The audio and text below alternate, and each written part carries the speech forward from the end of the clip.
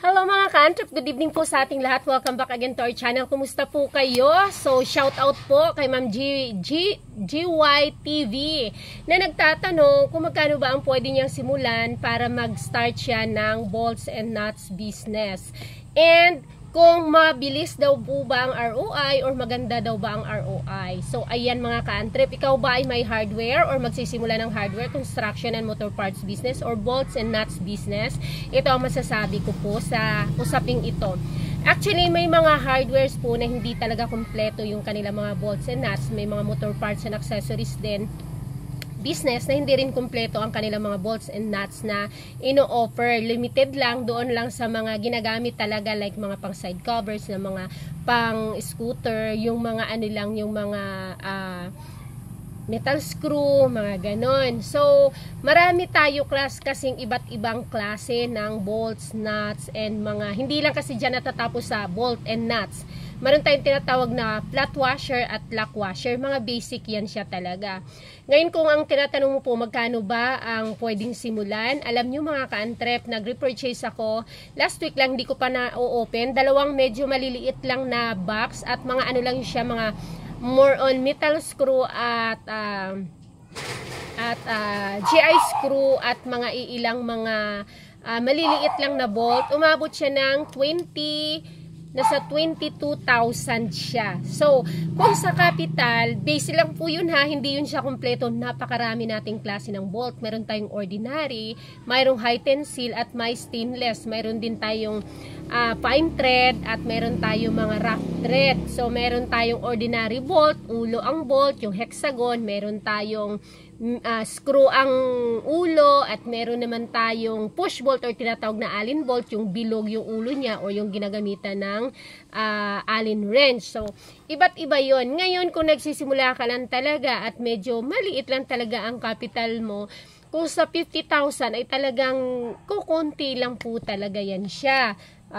For just an idea, ipakita ko sa inyo. Okay, for an idea po. So, ito po yung tinatawag natin. Importante kasi ito kung may bolts and nuts business ka. Ito yung tinatawag na plunge nut. Iba rin ito siya sa tinatawag natin dito na ordinary hexagon nut. Kasi malapad ito siya ng ulo. Ayan, mabenta ito kasi lalo na pag sa mga axle ng mga motor. So, hindi lang yan ang isa ang size. Mayroon pang ibang size. Mayroon pang ibang size. Okay, so just give you an idea kasi kung magbigay ng ng talagang amount kung magkano dapat mong simulan, pero mas malaki, mas maganda. Halimbawa, meron kang nasa 100 to 150,000 is medyo maganda na at medyo kompleto na at medyo marami-rami na yung magiging stocks mo. Ngayon, meron tayong tinatawag, diba, na ordinary. So, this is the plunge nut. This is the ordinary hexagon nut. Meron din tayong tinatawag na stainless nut. Ito yung mga ganito, yung mga stainless, yung mga hindi kinakalawang. At meron din tayong mga tinatawag na mga high tensile nut. Ayun na, nahulog. So, high tensile nut, ito yung mga kulay itim na medyo mabibigat siya at medyo makakapal yan siya. Ngayon, nut pa lang yan. Pagdating sa washer, meron tayong tinatawag na mga flat washer. So, may mga flat washer tayong ordinary. Ayan, pang fine thread, mayroon din tayong mga flat washer na tinatawag na ordinary. Kinantano ko na happy birthday. So, ordinary na pang rough thread. Ito mga medyo malalapad siya. So, ito, marami yan. From 6mm to 8mm, 10mm, 12mm, 14mm, at saka 16mm. Ito siya. So, ito yung mga pang ordinary. Ito naman yung mga pang rough thread ordinary natin na flat washer. So, mararami yan siya. Hanggang sa ganito kalalaki. Hanggang sa ganito kalalaki. Ayan siya. Tapos sa nut, napakarami din. Ngayon, may flat washer tayo kanina. Ito yung tinatawag natin ng mga flat washer. Mayroon pa tayong tinatawag na mga lock washer naman. Ito mga ganito, yung parang basag yung kanyang pagka-flat. Ayan. So, flat washer, lock washer yan siya. Mayroon tayong tinatawag na stainless din na mga flat washers. Mayroong ordinary flat washer. At mayroon tayong mga mga rubber washer naman. Ito siya, mga stainless. Sa stainless kasi, mas manipis at mas maliit yung bilog niya sa labas. Mayroon tayong mga Simula yan, meron tayong 3mm, 4mm, 5mm, 6mm, hanggang sa 16mm yan siya. So, ito yung mga anuhan namin, displayhan namin. Yan. Yan siya. So, sa nut, kagaya ng sinabi ko kanina, sa ordinary, meron din tayong ordinary na mga rough thread nuts. Nandyan yung tinatawag natin na 1/4. Kapag sa ordinary siya, na fine thread 6mm yung kaano niya, yung katumbas niya, ito yun siya, yung gold na yan. And then 5/16 kapag sa ordinary nasa 8mm yan siya, ganyan po siya. Ngayon, pagdating naman diyan sa mga ano na yan, sa mga yan yung mga ordinary natin, di ba? Pagdating naman, ito naman yung mga tinatawag natin na mga metal screw at saka mga GI screw. So, ayan, mga metal screw, simula ganito kaliliit, meron pang mas maliit, ayan, screw niya, metal, ganyan siya, ay yan, kompleto yan, sa 6, 7, 8, 10, ganyan, wala yung 9 eh, ganito, mga ganyan siya. So, mas maganda kasi na kompleto kanyan mga ka-antrep, kasi pag may mga talaga eh, may mga pinaglalagyan talaga yan na hindi talaga pwede kung hindi ganun kalaki. So, ano yan siya? Kasama yan. So, ito yung mga rubber screw natin. And then, meron tayong mga clip bolts pa na tinatawag. Yung mga pang motor, yung mga, ano ba tawag dito? Body clips ba? Yung mga body clips bolt na ganito. Ayan, may ganito. Tapos, ito yung ano niya. Yan. Yan o, yung mga ganyan. Mga body clips. Tapos, mayroon ding screw type, metal. Medyo marami siya mga ka-antrep na klase ang ano, ang mga kapag papasok ka sa bolts and nuts business. Hindi ka mag-i-stop doon. Kapag meron kang mga ganon, dapat meron ka na ring mga U-bolt kasi magkakaugnayan siya mga ka-antrep. Pag bibili ng U-bolt, bibili ng bolt.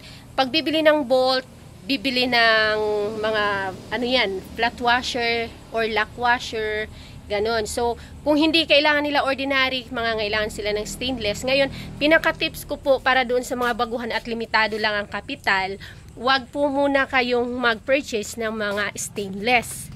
So, ito yung mga bolts and nuts namin nalagayan mga ka-antrep. Hanggang doon yan siya. Ayan. Ayan siya. So, marami pa akong i-refill. Ayan, yung mga malalaki mga ka-antrep, kakailanganin nyo yung mga ganito kalalaki kasi mga pang tricycle yan siya, pang sidecar. So, may mga i-refill pa tayo dyan. And then, may ganito pa tayo mga ka-antrep, may mga screw bolt pa tayong tinatawag na mga fine threads. Ganito, maliban doon sa mga metal screw. Na screw ang ulo, pero yung dito, metal type siya. So, ito mga fine thread. Meron din tayo mga ka-antrep, mga push bolt or mga allen bolt mga ka-antrep. Yung ganito yung ulo niya, yung bilog, yung allen wrench ang ginagamit. So, maano kasi yan, ang mga fast moving dyan, like yung mga 6mm hanggang mga 10mm. Pero sa 10mm, yung maikli na lang siya. May mga plunge bolt din mga ka-antrep. Yun bang malalapad yung ulo niya, di ba? May plunge nut. So, dapat may plunge bolt ka rin. All in all talaga mga ka-antrep, siguro kung may mga nasa 100 to 150 ka, ay talagang makokompleto ka na. Pero kung wala, kung mga 50, meron ka na, makastart ka na, kailang, yun, medyo konti lang talaga siya. Ito, pakita ko sa inyo mga ka-antrep yung yung pinurchase namin. Repurchase siya na 2 box lang. Nakakatayang ilong ko. Galing ako dito sa bodega. Yan. Although patapos na rin naman kami. Ito mga ka-antrep, ito siya ito na box at saka ito na box. So, umabot siya ng 20 plus.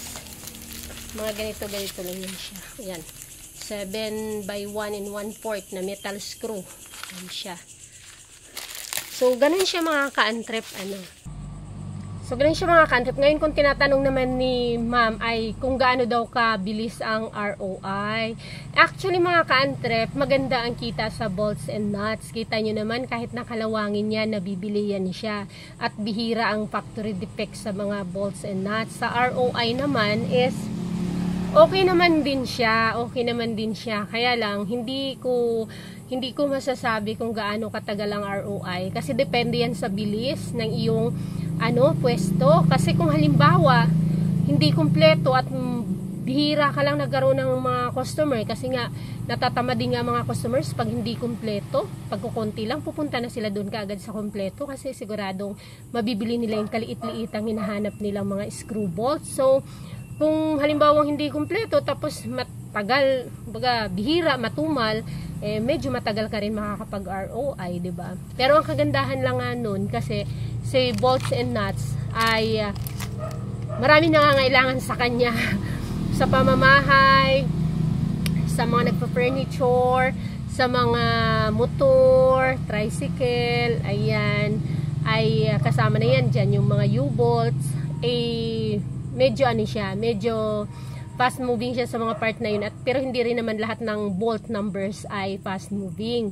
So hindi natin siya maasahan talaga na ganun kabilis o ganun kabilis yung ROI nun, dahil nga kung puro ka lang sa mga bolts and nuts. Pero kung sa klase ng business, maganda siya kasi hindi siya nabubulok. At the same time, kahit na may kalawang na yan, as long as na bolt pa rin yan siya, ay magagamit at mabibili pa rin yan siya.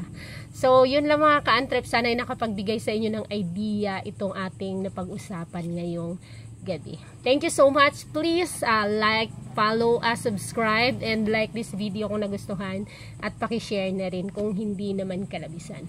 Bye! See you in my next video!